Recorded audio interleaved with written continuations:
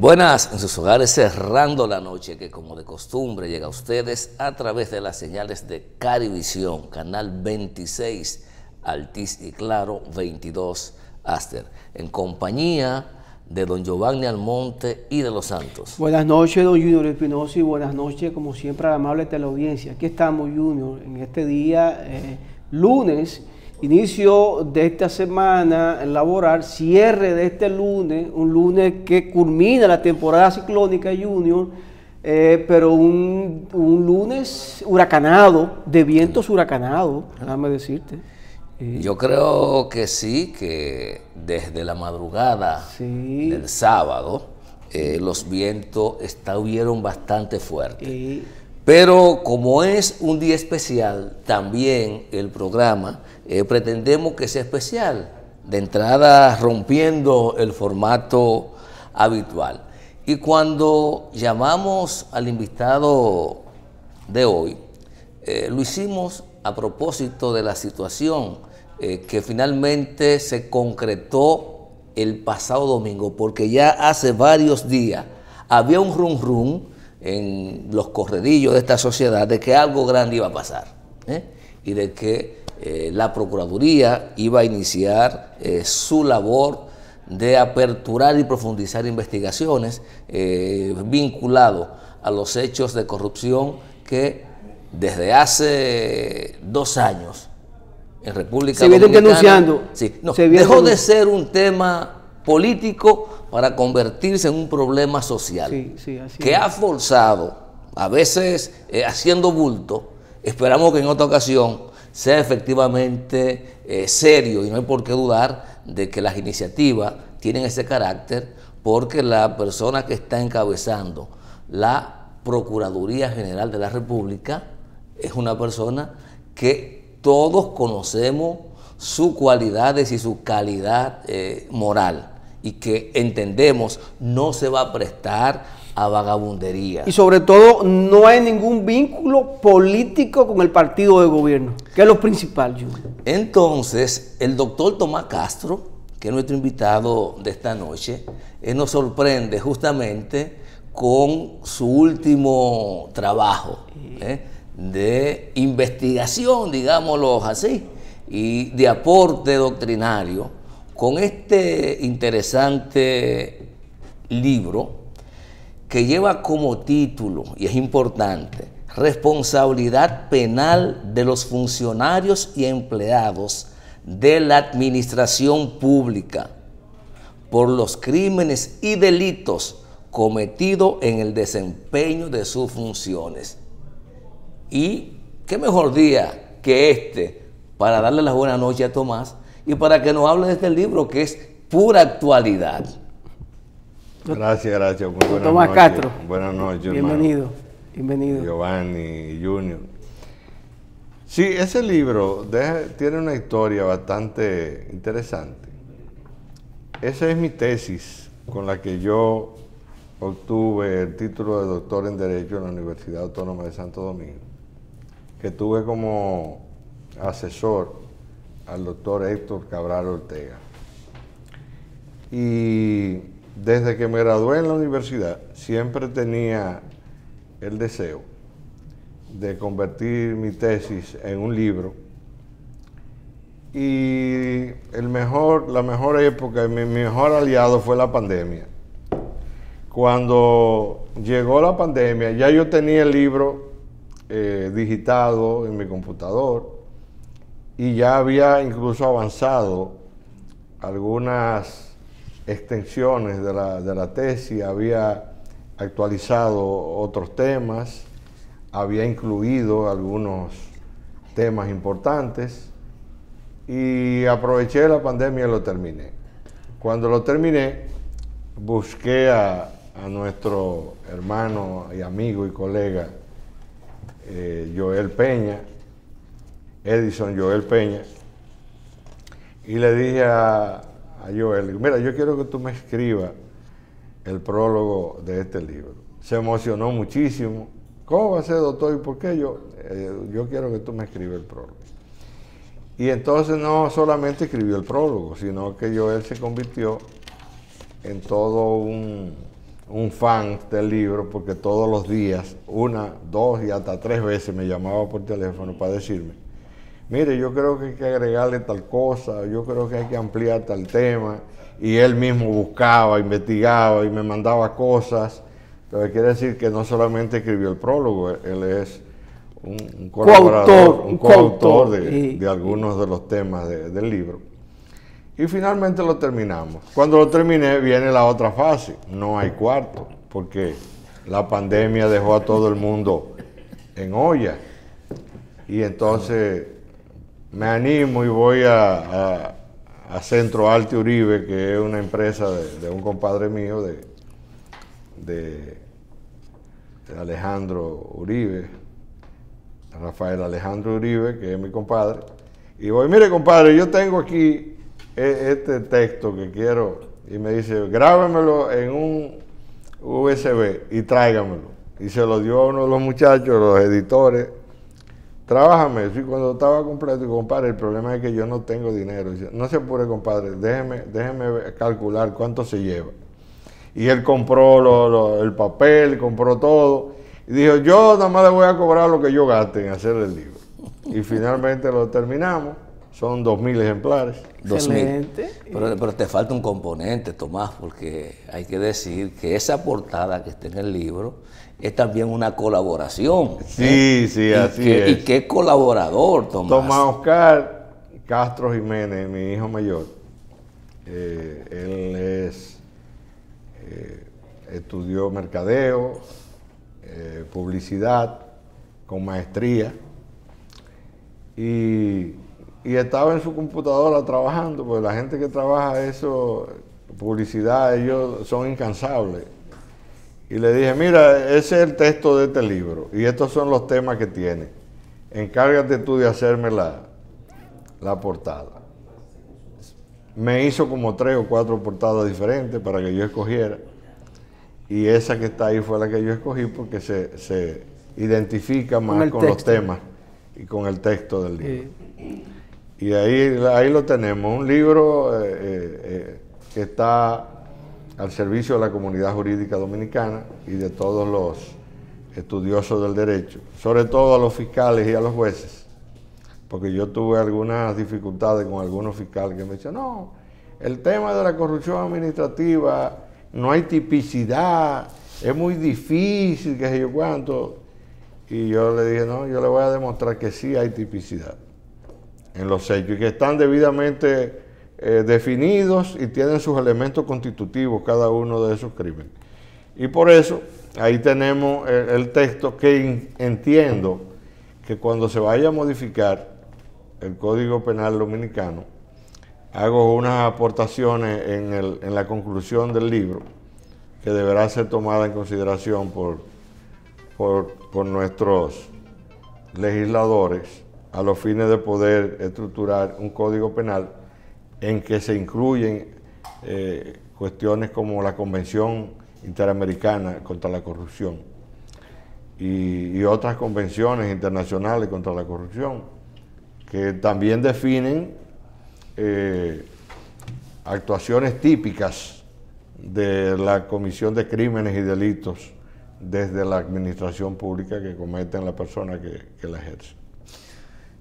Doctor, pero parece ser que hay quienes han aspirado a acomodar la inactividad judicial en la República Dominicana para perseguir la corrupción con argumentos como esos, como que no hay normativa, la tipicidad que regule esta materia. Pero yo cuando vi el texto me recordé de el doctor Amaro Guzmán, que tiene un texto... Que es parte de la bibliografía que yo usé para Pedro Rosell también, que escribió un libro. El de Amaro dice como responsabilidad penal de los funcionarios públicos, algo así. Exacto, es así. Pedro Rosell tiene también un texto bastante interesante que está relacionado con esas actividades. Y yo todos esos textos los estudié, le saqué la mejor parte, e incluso busqué bibliografía internacional que me sirvieron para conformar el texto que pongo al servicio de la comunidad jurídica. En definitiva. Perdón, Junior, ¿puede ser casualidad o se dio en el momento oportuno la salida de ese libro, fruto de la pandemia, que lo obligó a usted a tener que buscar algo que hacer y aprovechó para terminar la obra? Claro, debo adelantar que no solamente terminé esa obra, sino que, por ejemplo, El Tinglado, que es un libro que yo publiqué en el año 2000, o sea, hace 20 años, también lo amplié, lo robustecí con imágenes y amplié la cantidad de capítulos y lo terminé. También tengo otro libro que aproveché la pandemia. Era un libro que yo había escrito hacía ya varios años y que tenía unas 700 y pico de páginas, y comencé a reducir la cantidad de páginas y a actualizar algunos temas, y lo dejé más o menos en 400 páginas, que también lo terminé. El texto, el título es Narcoimperios, Narcoestados y Narcopolíticas, relacionado con todo lo que es el tema del narcotráfico a nivel mundial y cómo los imperios y los estados que dicen combatir la droga realmente son los que dirigen todo el andamiaje del tráfico de droga a nivel mundial. Y las guerras que actualmente sacuden el mundo, que son guerras que el objetivo es drogas y petróleo. Entonces, si tú analizas, por ejemplo, el contexto mundial de las guerras de Medio Oriente, te vas a encontrar que real y efectivamente uno de los temas que se dilucidan en esas guerras, por ejemplo, ¿qué te parece si Rusia invade Afganistán y cuando Rusia tiene que salir le da la mano a su hermanito, a su otro imperio hermano, le da la mano, entra tú que yo no pude? Pero en definitiva, la droga que pasa de Oriente, de Asia, hacia Europa y que llega hasta el continente americano, necesariamente pasa en esa zona, además del gas natural, que hay grandes yacimientos de gas en esa zona. O sea que las guerras actuales son por droga y petróleo y por gas, y eso lo analizo en ese libro. Pero también empecé otra obra, que esa ya es una novela basada en la vida real, sí, de uno de los grandes casos que he llevado a nivel judicial.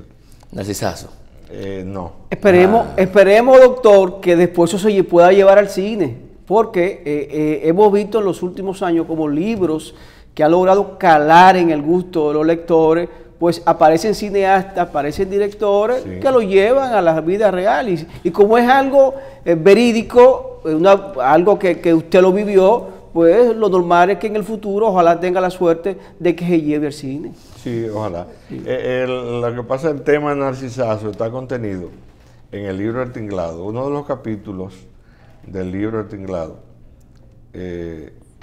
está contenido la historia de la desaparición, apresamiento, tortura, desaparición y muerte de Narciso González. Está contenido en ese libro. Por eso no hay... Como abogado, como ser humano, ¿cómo tú te sientes cuando hablas del caso Narcisazo, Tomás?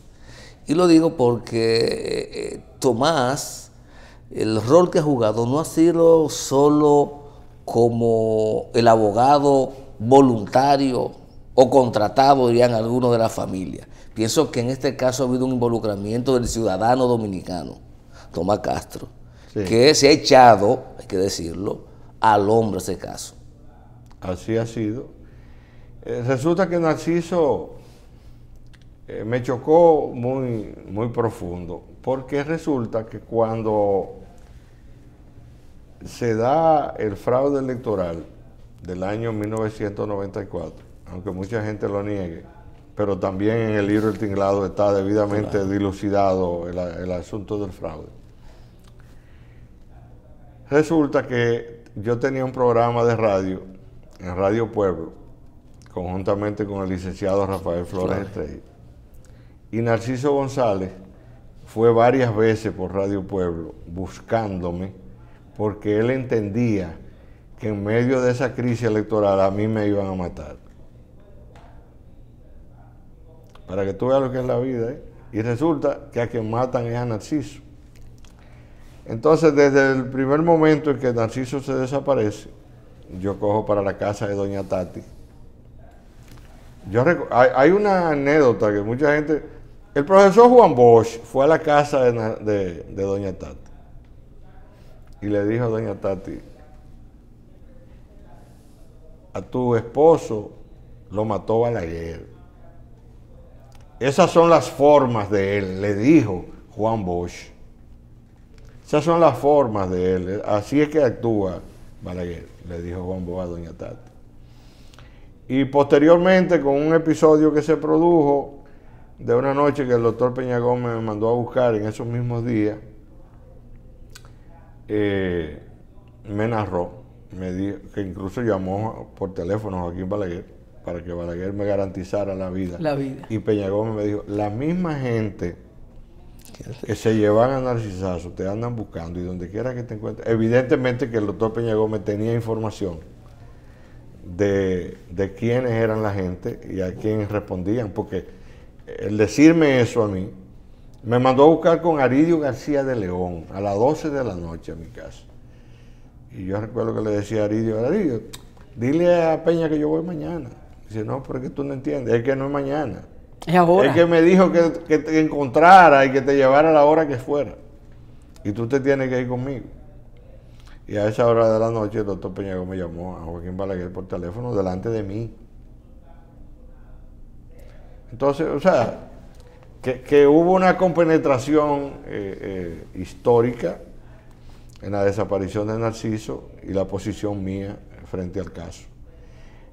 Me hicieron el primer atentado cuando Narciso cumplió el primer año de desaparición. Y fue que nosotros buscábamos una bocina que nos quedaban de la campaña electoral y la pusimos frente a la casa de Narciso, allá en ahí, ¿Villajuán? Sí, eso es ahí en Villa María, era ahí en la... En la 15. Sí, en la 15, ahí.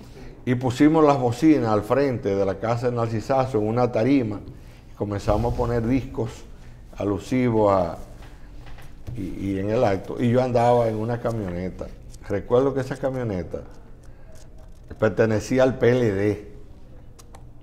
Al PLD, porque esa camioneta se la prestó Felucho Jiménez al licenciado Rafael Flores Estrella.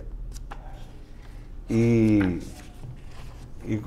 yo parqué la camioneta al frente prácticamente de la tarima, pegado a la acera, y cuando me iba, no tuve un accidente de casualidad. Me le quitaron todas las tuercas a una de las gomas traseras de la guagua.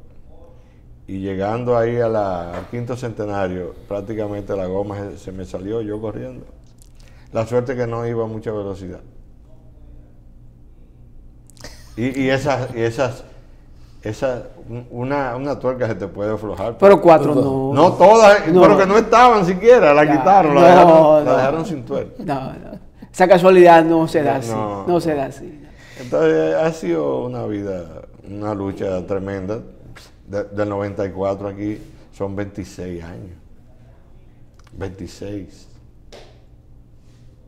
Y hay gente que habla de violencia, y hay gente que habla de abuso. Perdón, ¿se puede decir, doctor, que ese ha sido uno de los momentos que se escapó de la muerte, o han existido otros momentos en su vida que usted entiende que se escapó de la muerte? Sí, lógico, claro.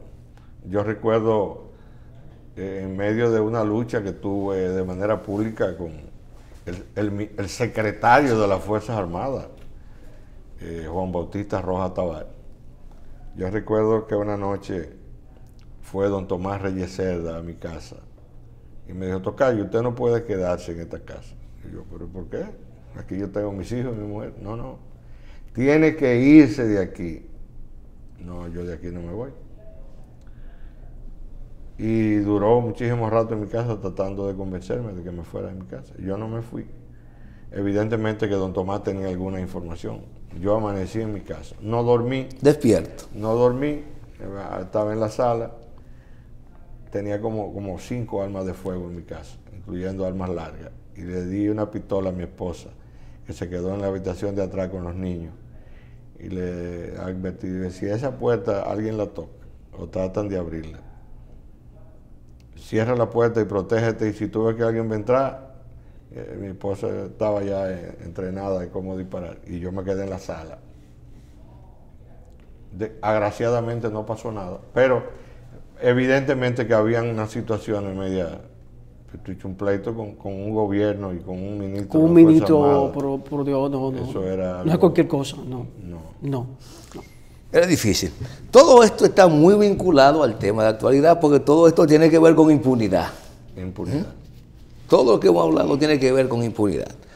Tomás, a propósito de impunidad, ¿qué te parece las acciones que ha tomado la Procuraduría General de la República, específicamente las que ocurrieron ayer, domingo, en la madrugada, en la que por lo menos 10 exfuncionarios y algunos testaferros fueron detenidos por las autoridades a los fines de presentarlo ante el juez correspondiente para solicitarle las medidas de coerción que entiendan proceden.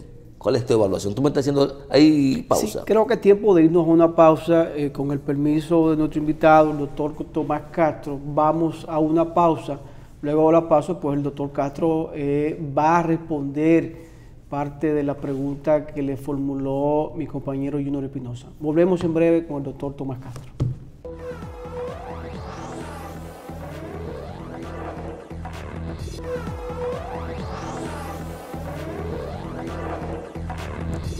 De vuelta con Cerrando la Noche, y tras la pausa quedábamos pendientes saber la opinión del doctor Tomás Castro sobre el proceso que ha iniciado la Procuraduría, enfocado justamente a perseguir los hechos de corrupción que hasta ahora se han identificado. Sí, mira, lo primero que debo decir, que las actuaciones de la Procuraduría no son de manera precipitada, porque realmente a quien le dieron 100 días no fue a Luis, sino al PLD y a su gente, porque la Procuraduría se empeñó en tener elementos, como dice la norma, que sean razonables y que sean probables. Son dos conceptos fundamentales para tú... Y que vincule a los detenidos con los hechos. Con los hechos, exacto. Eso es fundamental.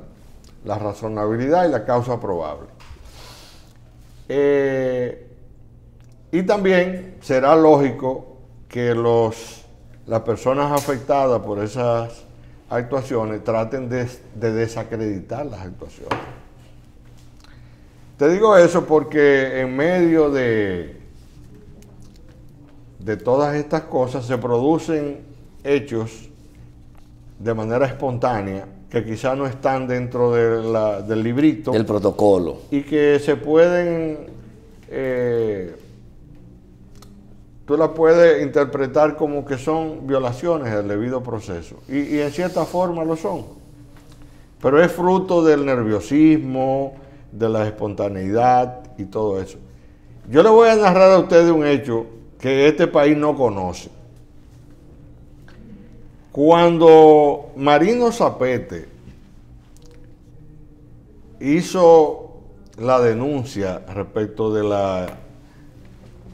la ligazón de la hermana de Jean Alain con el asunto del petróleo, y que Marvé le puso una querella a Marino Zapete, y que los abogados de Marino solicitaron al juez incorporar unos testimonios. ¿Usted sabe lo que ocurrió? A la casa de la mamá de ese juez y en presencia de un hermano de ese juez, le hicieron un allanamiento a la Dirección Nacional de Control de Drogas y supuestamente encontraron drogas en Constanza. Y ahí se produce una llamada a ese juez diciéndole que el problema de su casa, de su mamá, de su hermano se le puede resolver siempre y cuando él acate las órdenes que le iban a dar desde la Procuraduría. ¿Cómo, Tomás? Pero eso es grave, Tomás. Pero gravísimo. Pero Rondón acaba de decir que Jean Alain lo citó a su despacho y le propuso que mencionara gente del PRM, que a él le iban a proponer un acuerdo. Es por eso que me siento indignado con las declaraciones de Danilo, porque fue en el gobierno de Danilo que secuestraron y mataron a Junior Ramírez, o no fue en el gobierno de Danilo. Y no fue en el gobierno de Danilo que un jefe de la policía le dijo a un supuesto delincuente que le decían Cacón, que no se entregara, que ellos le iban a buscar, y lo buscaron y lo mataron. Aquí pasaron muchas cosas. Y Domínguez Brito, ese delincuente, ladrón. Tomás, óyeme, a Domínguez Brito. A Domínguez Brito. Domínguez Brito tiene más dinero que mucha de la gente que ya están presa. Compró el Centro Médico Dominico Cubano. No, el que está en la Nuña de Cáceres. Dominico. El dominicano. Dominicano. Centro Médico Dominicano. Centro Nuña Médico de Cáceres, Dominicano. casi con 27. Y además tiene un colegio bilingüe en Bávaro, Sí. que está a nombre de un médico que es su hermano, pero que es de Domínguez Brito. Todo el mundo sabe. Mira, los ladrones de este país que pertenecen a un partido político inmediatamente se hacen ricos, inmediatamente aspiran a la presidencia de la República. ¿Tú crees que es fácil aspirar a la presidencia de la República aquí? ¿Tú crees que con 2 pesos se comienza una campaña electoral? Ni siquiera a nivel interno de un partido político. Domínguez Brito, yo le llevé personas a Domínguez Brito diciéndole, mire, según nos hemos enterado extraoficialmente, usted quiere ver a fulano de tal. Él está ahí. Si usted quiere puede arrestarlo, si quiere puede interrogarlo. No, que se vayan, que yo no tengo nada contra ellos. Y desde que daba la espalda, coger y publicar en la prensa que era uno de los agentes más buscados, Domínguez Brito un abusador. Domínguez Brito yo le llevé a esta muchachita, a esta jueza Reyes, a Huila. A Huila Reyes, yo se la llevé. Estando en libertad, mira Domínguez Brito, este es a Huila. Usted tiene que firmarme una declaración donde usted acuse a Radamés Jiménez y a Leonel Fernández de todas las sentencias que usted dio ahí. Que era ¿Le dijo Domínguez Brito? Sí. Y después discutimos la pena que te voy a dar. Y yo me paré y le dije, tú te estás volviendo loco. Tú te estás volviendo loco. Pues esa es la propuesta que tú tengas. Y se paró y se fue y nos dejó ahí sentado. Domínguez Brito.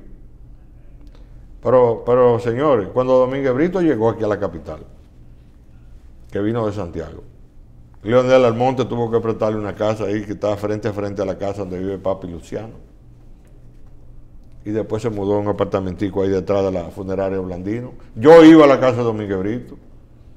Recuerdo que cenamos varias veces, doña Tati y yo allá, buscando ayuda y cosas. Plátano con huevo, una casita con los niños, estaban pequeños. Domínguez Brito multimillonario. ¿Me lo puede justificar? Si nunca ha ejercido. Ahora la oficina de él sí ejerce. Y ningún fiscal en ninguna parte de este país le daban un dictamen contrario a Domínguez Brito. Y Pedro, su hermano, como un pato, así sí es bueno ejercer. Entonces a mí que nadie me haga cuento y si quiere que me ponga una querella para que él vea hasta dónde vamos a llegar. Domínguez Brito es una persona no, referencia moral. El más sinvergüenza de todos los PLDistas es Domínguez Brito. El más sinvergüenza de todos. También que ahorita fue quemó una gorra del PLD. Todo eso es teatro. No, quemó la gorra, arrepentido. Todo eso es teatro. Pero usted está diciendo todo esto, doctor, para justificar de que hubo algún tipo de atropello en las 10 personas que fueron detenidas. Sí, yo entiendo que si una persona está en paño menor en su casa y llega la autoridad a apresarlo, aún tengan una orden de arresto del juez, por lo menos deben permitirle que se vista.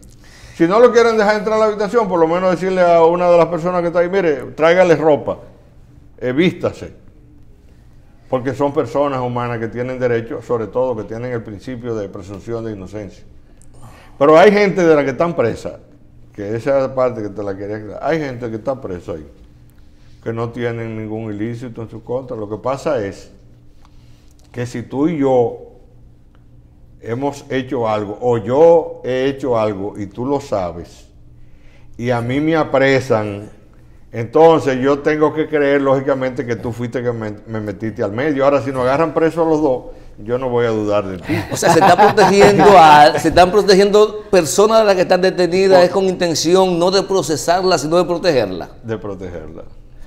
Pero más allá, Tomás, de ese episodio que creo que fue innecesario con el doctor Hidalgo, creo que fue innecesario. Creo que hay que reconocer que porque sí. Porque hubieron otros que llegaron a la cárcel del Palacio de Justicia en saco y corbata. Le dieron tiempo. No, eso estuvieron allá el día entero casi en la Procuraduría. Una parte, claro. Una parte interrogándolo. Y desde ahí lo invitaron cordialmente. A volver. A que cogieran por el Palacio. Directamente ellos mismos por voluntad propia. Ya estaban bajo arresto. Por voluntad propia. Eso pudo haberse hecho con el doctor. No tengo ninguna duda de que pudo haberse hecho con el doctor Hidalgo. Pero más allá de esa lamentable situación, que por más que la Procuraduría quiera decir que ellos no filmaron, es verdad, la Procuraduría no llevó cámara, pero el hecho ocurrió, no se lo inventaron. Sí, ocurrió. El hecho ocurrió y de mal gusto. Pero más allá de eso, ¿cómo evalúa estos sometimientos? Miren, señores, las elecciones dominicanas, hubo una gran proporción de los votos que no fueron única y exclusivamente por amor a Luis, sino que, y esa es una frase de Julito Jacín, que dice que muchas veces hay gente que hace algo no por amor, que va a la iglesia y no por amor tanto a Dios, sino por miedo al diablo. Entonces la gente aquí en el país votaron masivamente no a favor de Luis, sino en contra del PLD.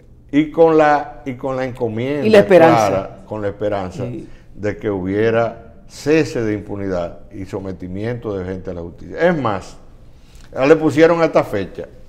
Si ahora en el mes de diciembre aquí no había, es cierto, no lo había preso, lo dijeron en las redes sociales. Enero aquí es cierto. va a haber una explosión social. Es cierto, doctor, sí. Una explosión social. Porque esta gente no solamente son ladrones, sino que se burlaron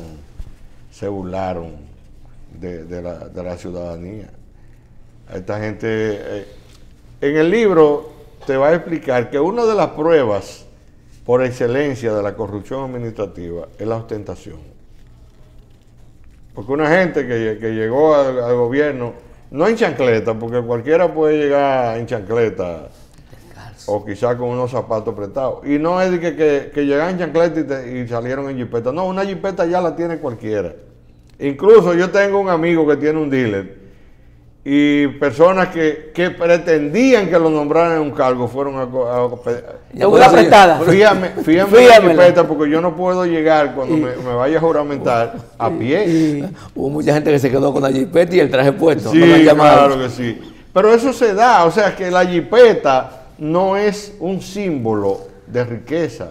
Depende del tipo de jipeta también. Bueno, pero está bien, pero después que la fían, yo quiero que tú sepas que hay un dealer que todos los carros que los bancos comienzan a quitar en febrero, en marzo, a toda la gente después de las ferias, después de las ferias, lo mandan ahí y tú lo puedes adquirir a un buen precio. Sí, a un buen precio, porque mucha gente aquí se vuelven locos y cuando van a esa feria, arrancan para allá, le dicen, sin inicial, comenzar a pagar en enero.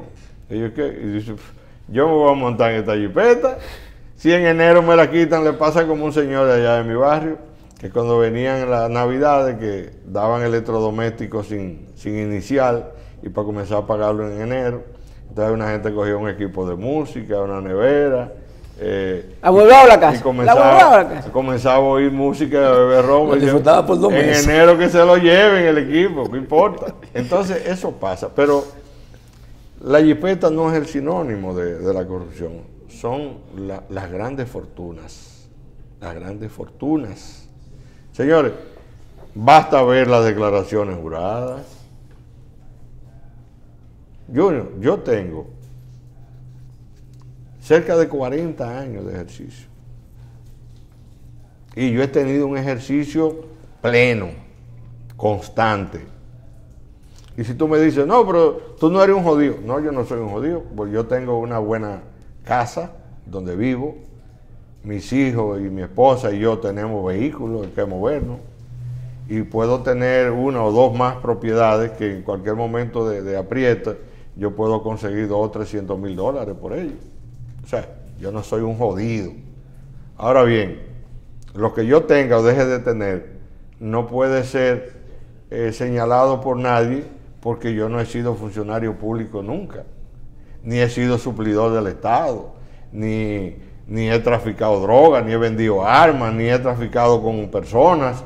O sea, los delitos graves.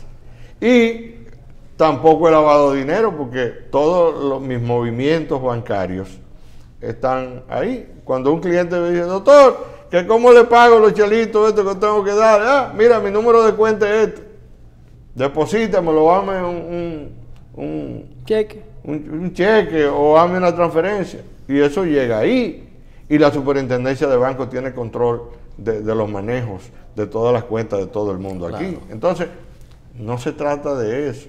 Tú viste la cantidad de cajas fuertes que incautaron. No. Tú no sabes la cantidad de caletas que hay aquí, de gente que cuando rompan una pared la van a encontrar llena de dinero. Forrada. Y gente que tienen en villas, en el campo, y en esas villas tienen grandes sumas de dinero guardadas. Señora, aquí hay gente que se le ha podrido el dinero. Y coge mojo. Y se daña. Si no lo guardan encerrado en plástico al vacío y seco, se daña el dinero. Entonces, óyeme, ¿cómo es posible que una gente ya en el mes de entrega del gobierno haya recibido 800 millones de pesos de pagos echándose la paloma? Echándose la paloma. Y gente que sí le debían dinero, que le debían 40, 50 millones de pesos, le decían, no, tienes que pagar la mitad y te pagamos. O sea, la corrupción aquí se desbordó, adquirió niveles catastróficos para esta sociedad. Señores, Danilo, cuando vino de su campo a estudiar aquí, tuvo que quedarse en la casa de un tío. No, doctor, pero todo el que viene de los pueblos ha tenido que vivir en la casa de un familiar, de un hermano, de un amigo. Eso es normal. Así es. Todo el que viene del pueblo. Y con la agravante de que todo el que viene en esa condición tiene que acostarse de último y levantarse de primero. Porque así, la camita está en la sala. La cama está en la sala, la camita asando y está en la sala. Sí, es así. Y usted tiene que esperar que todo el mundo se acuerde en la época para usted abrir su camita. Pero tiene que levantarse temprano, antes de que se levante el primero, porque por ahí hay que pasar. Que no lo pisen. Esa parte yo la conozco. Pero también conozco de gente, señores, todo el que aquí es de mi generación, que nos veíamos en la UAS, que cuando el comedor económico se acababa la comida, teníamos que ir de Doña Pimpa a comer espagueti con plátano maduro, de lo que ella vendía, y un jugo de limón, o de avena, o de chinola, o de tamarindo. Todo eso lo conocemos aquí. Entonces no me puede venir a mí nadie a enseñarme ni a decirme que ha tenido tanta suerte de poder hablar, de ir a hacer una declaración jurada de 200, de 300. Mira, a Jean Alain, cuando llegó a la fiscalía del distrito, lo recuerdo como ahora, a hacer la pasantía, a cargarle libros a los fiscales, que no sabía ni siquiera dar las calidades, porque estaba haciendo la pasantía, recién graduado, este muchachito con la pestaña, sin pestaña y de colorido.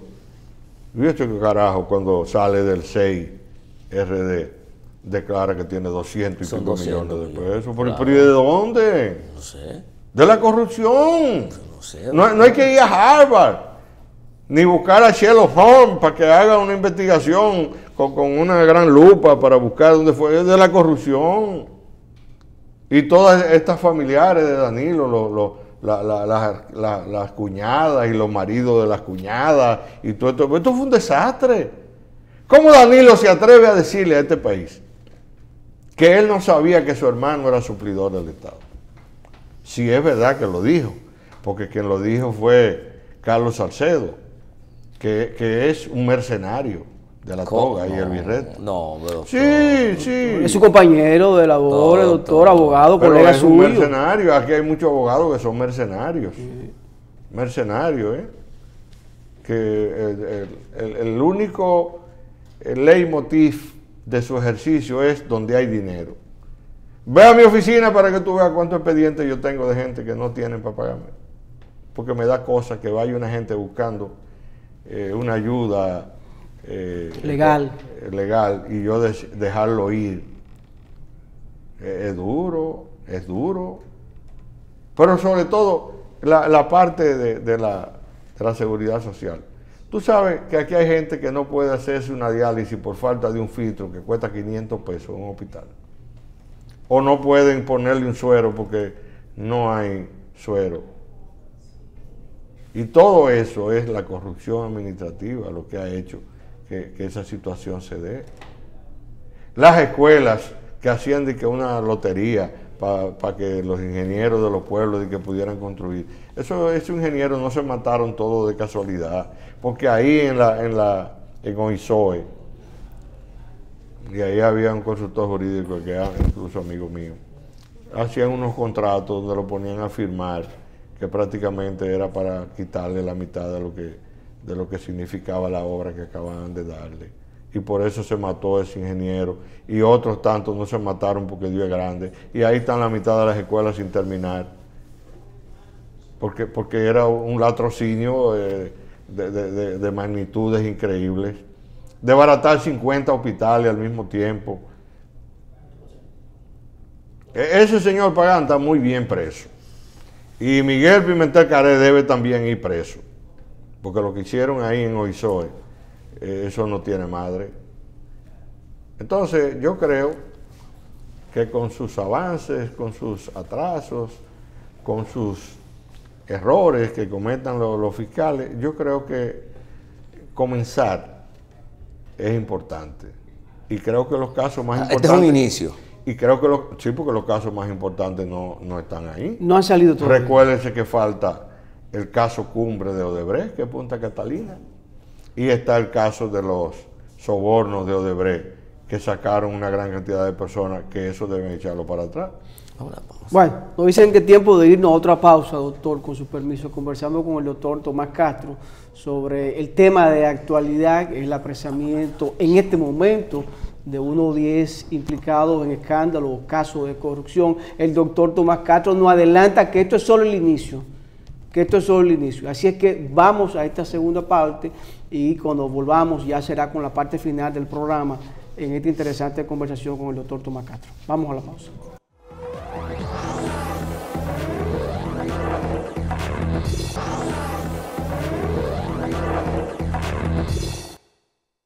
La noche, esta interesante conversación con el doctor Tomás Castro. El tiempo se hace corto, vamos a formularle la pregunta para dejar al doctor Castro que responda. Doctor, habló de que esto apenas inicia. Me habló de archivos. ¿Qué ha pasado? ¿Son revisables esos archivos que ordenó hacer el anterior procurador Yangelán Rodríguez. Mencionamos en algún momento los tucanos. ¿Prescriben o no los delitos de corrupción? Bueno, la norma establece que prescriben y que también pueden ser declarados extinguidos. Pero en el caso de la especie, los procesos que están en el debate actual, conociéndose, sí, no van a prescribir. Por ejemplo, los tucanos no están prescritos, hay un proceso abierto. Y el caso de los archivos, resulta que la norma establece que el plazo para que se hagan definitivos los archivos tiene que ser a partir de las notificaciones de las partes y que nadie la haya objetado. Porque si la objetan, entonces tiene que ir ante un juez, que es el que tiene que conocer del archivo y pueda decir si sí procedía o si no procedía. Y si no procede, tiene todo el mundo que volver hacia atrás. Yo creo que va a haber un nuevo juicio preliminar del caso de Odebrecht. Y tienen que haber casos nuevos de Odebrecht relacionados con otros hechos. Por ejemplo, Punta Catalina, eso tiene que revisarse. Y los sobornos de los codinomes, de los anónimos. Los anónimos. Eso no se puede quedar así. Este país tiene que saber quiénes son Chacabana 1, Casa 1, Cacondó, el Caballo, el Tigre. El Tigre. Aquí tenemos que saber quiénes son esa gente.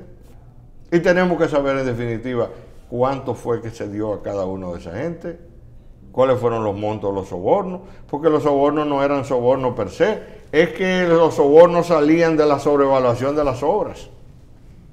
Y eso hay que determinarlo. Porque aquí hubieron obras que empezaron, que supuestamente la obra iba a costar 900 millones de dólares y terminó casi 4.000. Entonces eso no puede quedarse así. Doctor, tengo que interrumpirlo porque he escuchado en todo el trayecto del día a muchas personas decir, eso es más de lo mismo, eso es un circo, ahorita la van a soltar. Por ejemplo, el hijo mío me dice, papi, mira, yo no creo en eso es simplemente un circo del momento. Y no es verdad que van a caer presos. La gente tiene todo el derecho a pensar eso. Porque esa ha sido la tradición en la República Dominicana. Esa ha sido la tradición. De que siempre un aspaviento al terminar un gobierno y que venga uno nuevo, pero al final todo queda igual. Esa es la famosa teoría del gato pardo. Vamos a hacer creer que todo ha cambiado para que todo siga igual. Mencionó ahorita la convención anticorrupción. La convención ¿establece la prescripción de la corrupción o hay alguna parte que dé a entender de que no prescriben los delitos de corrupción? Que no prescribe. Es igual que los casos de la Convención Americana de desaparición forzosa. No prescriben, porque están establecidos como crímenes de lesa humanidad. Sí. Y los crímenes...